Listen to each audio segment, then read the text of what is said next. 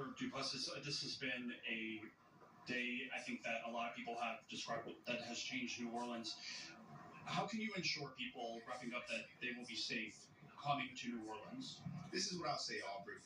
As we move forward, as the city of New Orleans, this moment will not define who we are, but in many ways it will, because we're going to rise to the occasion. We're going to have major events, starting with the Sugar Bowl, and I'm grateful to the leadership that they made the wise decision to postpone it, because safety comes first. And as we have more events in the city of New Orleans, as residents and visitors come to the city, they will be safe, and we're going to ensure that. We're going to work with the federal officials, state officials, local officials to make sure that we have all security precautions in place. Senator, I appreciate your time this evening, and thank you for joining us live outside of UMC. So, Senator Duplessis joining us live. We're going to have much more from him later tonight. Back to you. All right, if you are looking for a loved one right now, you can call the number right there on your screen, 504-539-3266. Again, we do have team coverage and reporters out and about trying to cover every angle. Ariel Brumfield has been in the French Quarter covering the story there. Ariel, what's the latest?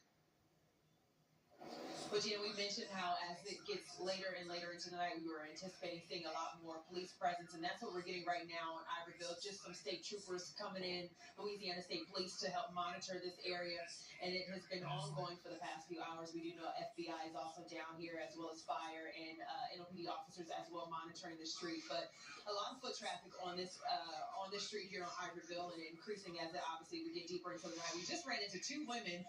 One from Athens, one from Tampa. They told us they actually came into town for the All-State Sugar Bowl game tomorrow. Unfortunately, they tell me that they will now be leaving tomorrow morning, missing that game. But they understand, just with everything going on, out of an abundance of precaution, it might be just time to go home for them. And that's the sentiment that we've been getting from a lot of people that we've been talking to down here, wrapping up, their weekend holiday travel. Because things just obviously took a turn for the worse down here. But this is what we're seeing as far as security measures. If you're down here in the downtown area, a lot of closures still remain. But nonetheless, people are still out celebrating despite everything going on. We're just going to keep a pulse. We're still talking to some folks out here who are trying to remain in high spirits despite this unimaginable tragedy right now. Take a listen to what we heard earlier today from city leaders.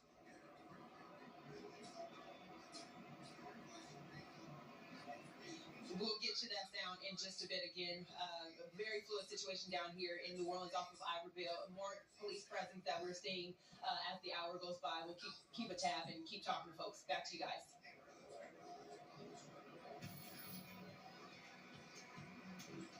Here at MSY, people are still on edge as they cut their vacation time short to head home. We'll take a look at what they have to say coming up. As some fans are leaving the city, some government officials say not so fast. We'll be right back with complete coverage and a message from leaders who say New Orleans is a safe place after this terror attack earlier this morning.